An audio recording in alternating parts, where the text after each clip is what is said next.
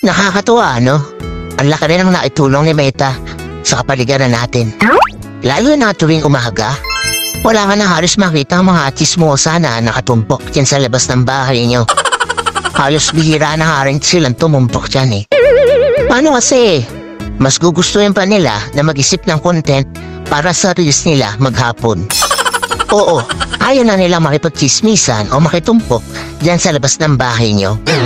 Actually, yung atensyon nila imbis na makipagchismisan, napunta na lang talaga sa pagre-reels. At ito pa ha, imagine niyo. Kung dati, bumibili lang ng mga lutong ulam yung mga yan, ngayon, sila na mismo ang nagluluto ng mga ulam. At kahit pritong itlog, inire-reels pa. Ganon kahusay si Meta. At ito ang pinakamalupit. Kung yung dati yung asawa mo tinatalahan ka sa tuwing uuwi ka, ngayon, hindi mo na makausap.